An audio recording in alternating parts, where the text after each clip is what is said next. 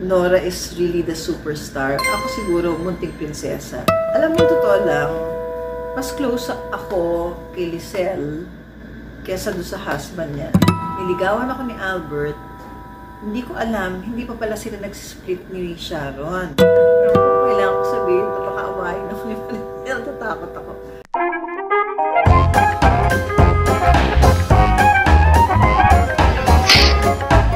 Galit kayo sa kanya, huwag niyo kaming idadamay. Dahil kung hindi niyo kailangan ng asawa, kailangan namin ng ama! Lagi kong inuungkat ang nakaraan, kaya siguro nahihirapan akong harapin ang kasalukuyan.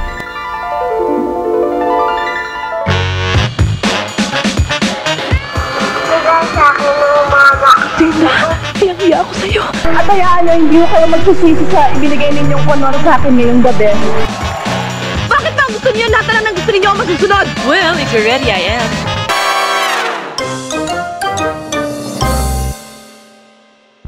Hi guys, this is Snooki. Welcome to my vlog. Alam nyo, hindi nyo na itatanong, 50 years na po ako sa showbiz. Ngayon, ang gagawin po natin ay titingin tayo ng mga litrato ko nung araw.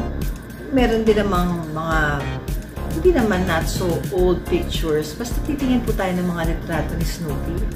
At magre-react po ako sa bawat litrato. Titingnan natin kung, sasabihin ko po sa inyo yung mga behind the scenes kwento. Please like, subscribe, and follow my channel. And thank you for watching, ha? Okay, first picture. Snooki Wonder Child Star.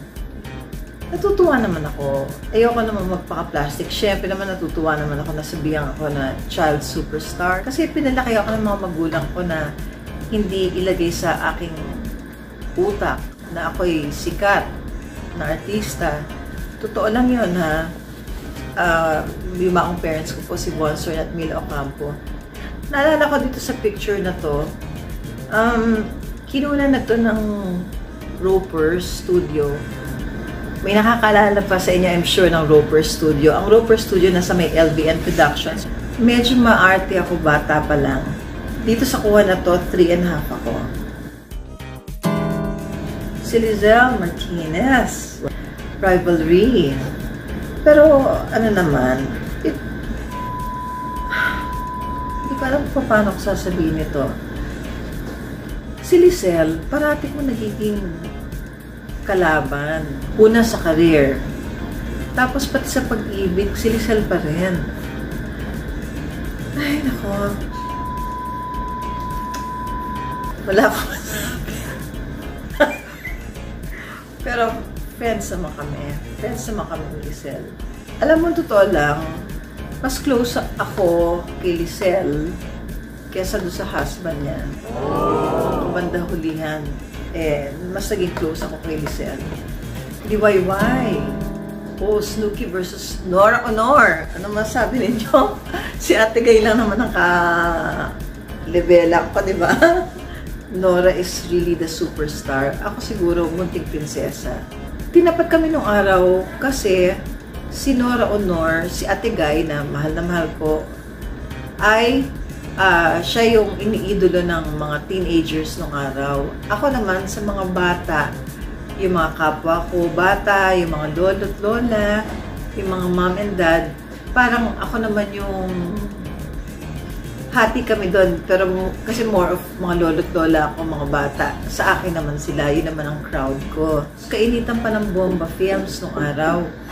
Kaya, ipinasok nila si Ate Gay at si Snooki Sarnap.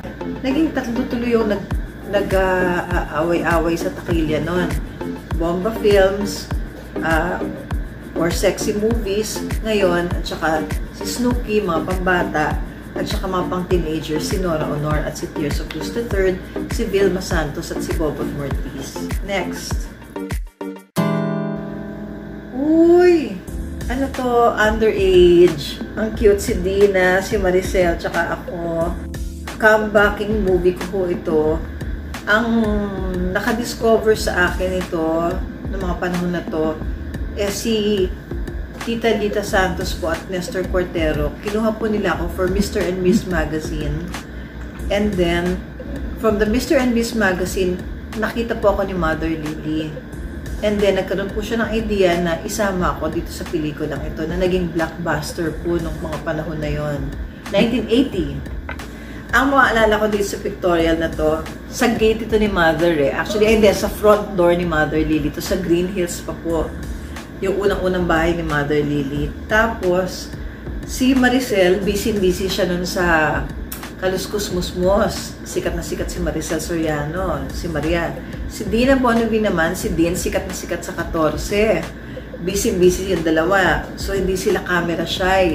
Si Snooki nag-iisang galing ng high school, galing ng isang simpleng eskwela, Benedictine Abbey School sa May Alabang. Nahatak po ako doon ng showbiz. So, naninibago ako uli. Kasi tumigil po ako for a while kasi kinailangan kong ipagpatuloy yung pag-aaral ko. Siyempre, kailangan naman natin yan. Magkakalimutan ng pag-aaral. Kahit na ano pa yung passion natin, we have to pursue our studies pa rin. So, hiyang-hiya ako sa camera nito. Tapos, unang tingin ko pa lang kay Gabby Concepcion. Crush na ako sa kanya. Tapos, gupong-gupo din ako kay Alfie Enido. Gupong-gupo din ako kay Jimmy Melendez. Hindi ko malaman kung saan ako titingin. Naguguluhan ako dahil nasabi ko, nagagupuhan sila. Inay, kung mag-aasawa rin lang naman kayo, ang piliin niyo na yung matalino para lalo maging intelligent ang family. Ako naman yung inay, ang gusto ko yung masipag at karinyoso para lalo magka-full of love ang ating bahay. Mga ugok, kung mag-aasawa din lang ang inay, di dapat yung mayaman na. Hindi nyo ba alam that money makes the world go round?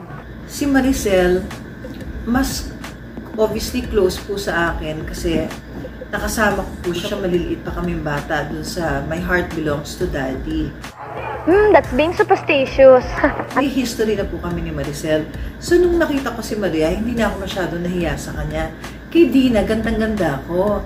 Tapos, nahihiya ako sa kanya. Malakas yung personality niya. But, she was very friendly, just the same. Tapos, tingin ako ng tingin sa kanya. Tapos, sabi sa akin ni Maricel, huwag mo titigan yan. Kasi lalakal. Pero kung kailangan ko sabihin ito, baka awayin ako ni Maricel. Tatakot ako.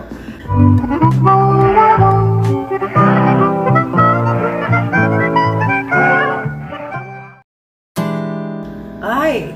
Ito naman yung anniversary ng Regal Films. May konting kwento dito. Matagal na po kami hindi nagkita ni Mother Lily kasi po nagtampo siya sa akin nung nag-asawa ako. Simula nung nagtampo si Mother Lily sa akin, hindi na kami naging ganun ka-close. Although alam ni Mother na sana alam niya na mahal ko siya. Next picture. Si Gabby Concepcion at Albert Martinez. Ano bang i-react ko dito? Sino mas gwapo? Sino ang mas crush ko? Ang nanligaw ko sa akin, si Albert Martinez. Hindi naman masama. Di ba, gwapo naman, aminin na natin. Alam na natin naman ngayon, sinabi naman ni Tita Shawi, dating boyfriend niya si Albert Martinez. For the record, niligawan ako ni Albert, hindi ko alam, hindi pa pala sila nagsisplit ni Sharon. Hindi pala totoo yung sinabi ni Albert sa akin na naghiwalay na sila. Yan. So, sinagot ko po si Albert and the rest is history. Hindi rin kami nagkatuluyan. Anyway, next. Uy, Oy, pero ang ganda ng katawan ko dito in fairness. Friend, natuwa naman ako dito. My gosh. Ngayon ko lang nakita to. Ang tagal ko nang hinahanap tong litratong ito. Para kung pagaba, di ba? Parang pang-inspirasyon, pang lagay sa refrigerator para magpapayat ako ulit. Ang waistline ko dito, 22. My gosh, ito yung nag-Wonder Woman ako. Ano to, Regal Special. Grabe, nahiya ako. Ngayon ko lang napansin ang taas ng tanga ko. Grabe, ngayon ko lang napansin to. Nung sinusuot ko, hindi ko nakakalain ganito kataas. Napakataas. Alam mo, nakakapagtaka po.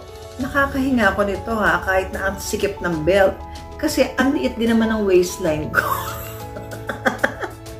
Pero ang hindi ko matake dito, yung taas ng tanga. Grabe.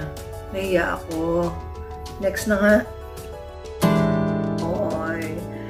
Ito ang dalawang pinakamamahal ko sa buong buhay ko. Baka maiyak pa ako.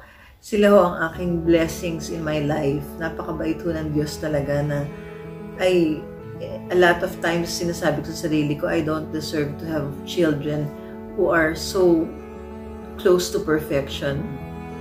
Sabihin ng bias, pasensya na po kayo. Si Samantha po ang aking pinakamamahal na panganay na anak at si Sachi po ang aking bunso. Pareho silang mga nagtatrabaho as content writers.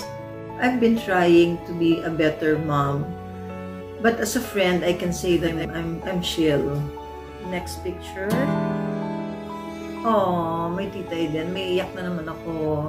Si Mommy din, nagpalaki po sa akin simula nung ako'y maliit na bata. Baby pa lang ako. Oh, may iyak naman ako dito. 81 years old na si Tita Eden. Naalagaan pa rin ako. Hindi pa rin nadala. Naalagaan pa rin si Snooki na matigas ang ulo ko minsan. Siya po ang aking confidant, siya po ang aking best friend, siya po ang aking second mother. Nilagaan niyo po ako kasama ni Mami Mila. Kasi premature ako, so alam niyo na kung anong pinaghirapan ni Mami Eden para maging ganito ako. Alam niyo ba, minsan pa nga, ito gross na kwento ha, pero nag-choke ako kasi premature na ako. Ang nangyari, kinailangan niyang isak yung sipon ko sa nose para makahinga ako dahil gumagano na ako, nag-choke na ako sa pagkain. Kasi nga nahihirapan akong lumunok dahil 6 months and 20 days lang po ako. Tapos kasing lait lang daw po ako ng tuta. Tapos yung buong pa ako kasing laki ng thumb ko. Kaya awa na lang po ng Diyos talaga. Thank God na nabuhay po ako. Bihira po yung magkaroon ako ng isang tao ng auntie na di na ho nag-asawa dahil sa nag-alaga po siya sa akin ng 54 years. Mommy Eden, I love you so much and thank you for taking care of me. Thank you for loving me. Nagpapababy na naman ang voice ko pagka ikaw ang napapag-usapan. Stay strong, Mommy Eden. Stay healthy because I need you, Mommy Eden. Thank you for spending this time with me. But before I end the show, I would like to end it with some words of wisdom from the Book of Life, the Bible, and this is your food for thought for the day. I can do all things through Christ who strengthens me. Pangako po ng Panginoong Jesus sa atin na as long as kasama niya tayo, as long as nananalig tayo sa Kanya, naniniwala tayo sa Panginoon at tumahawak tayo at kumakapit sa Kanya, hindi niya tayo pababayaan. He will give us the strength, He will give us the courage to do anything. And aalisin din po niya ang fear na meron tayo. Kung meron man po tayong mga fears, aalisin niya ng Panginoon because God wants us to have a sound mind, a sound body, and what He wants for us is a hope and a future through Jesus Christ. Kung nagustuhan mo to, subscribe, like, and please share. Ito po ang inyong kaibigan, always, Snooki. Okay yan. Sa editing na lang.